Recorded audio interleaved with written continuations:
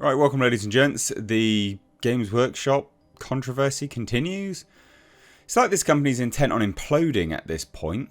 It's very bizarre. Now, they've decided that they're going to, I guess, parody or riff on Sargon of Akkad, Carl Benjamin. Bit of a weird one.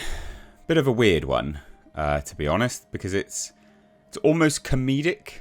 The levels that these people go to.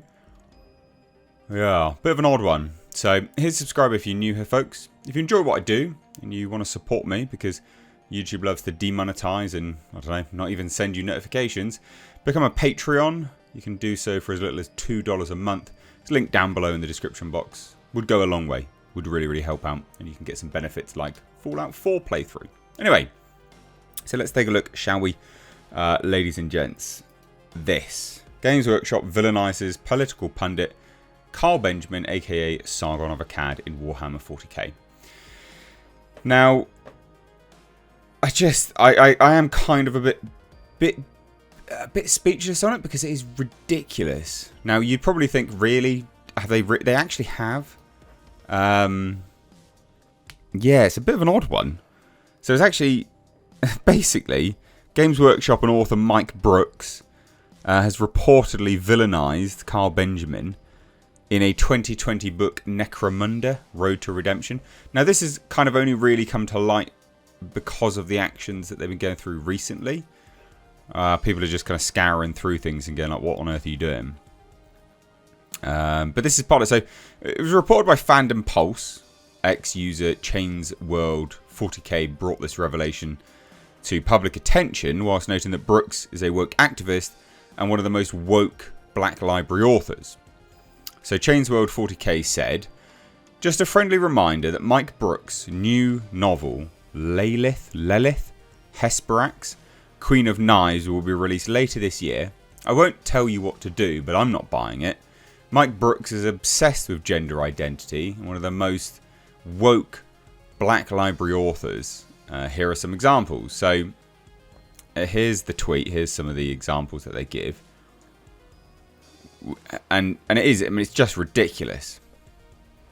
So from there, Chainsword 40K shared a number of screenshots to prove his assertions. First, he shared a screenshot of Brooks claiming that Orc faction, the Freebooters, support Pride, trans rights, and Black Lives Matter from August 2020.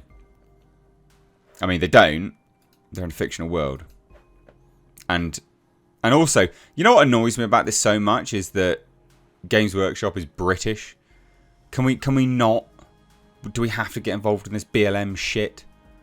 Really? God, it's just so pathetic. Anyway, so next he shared a list of Brooks' activism being inserted into Warhammer 40k lore. And he stated, Black Library author who just needs to insert real-life politics and woke agenda into every piece of fiction he makes.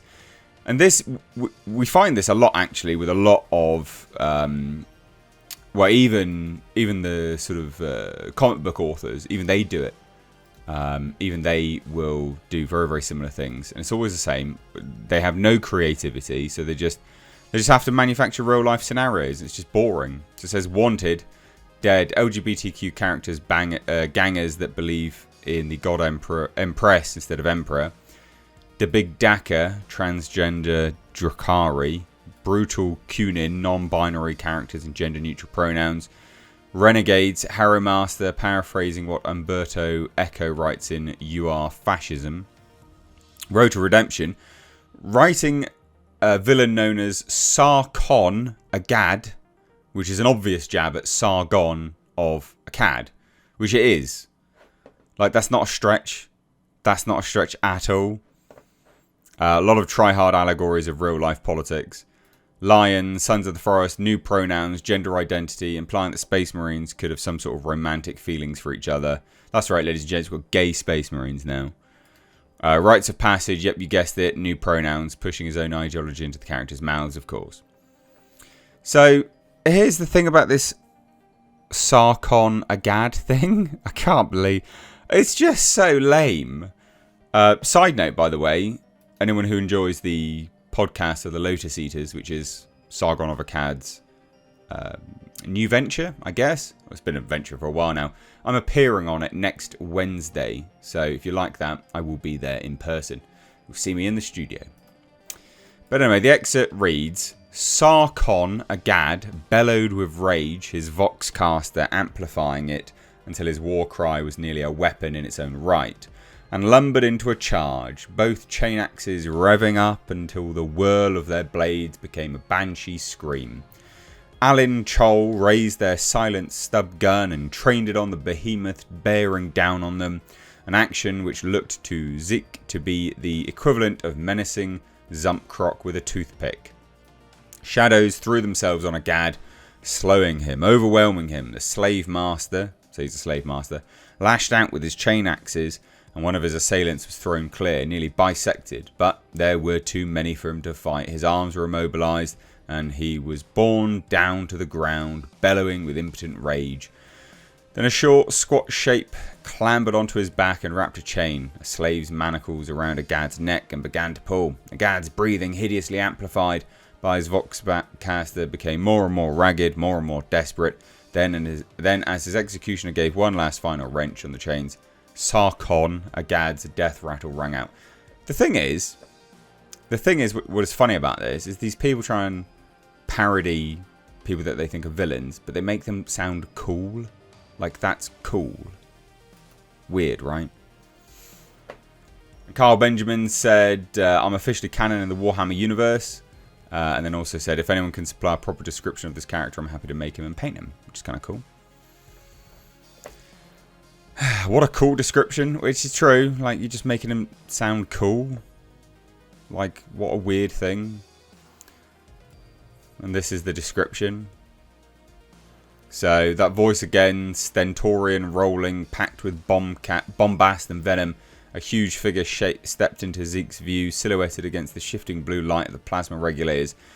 And yeah, like, Sargon of Akkad, slave master. Zeke stumbled to a halt and raised his auto pistol, firing a spray of shells. His aim was off. Rounds knocked sparks from Agad's chest plate instead of blowing apart his skull. The slave master staggered back, but kept his feet. These people, they don't know how to meme, they don't know how to do parody, they just sound dumb. And this is a symptom of sort of the broader aspect of Games Workshop. I mean, they are just infected with woke crap now. And it's such a shame. Why? Isn't it amazing that most of the people in the sort of creative arts are woke-tards, but they lack all creativity? It's a weird one. Genuinely is. But I'd love to hear your thoughts, so let me know down below. Cheers, guys. Take care. Bye-bye now.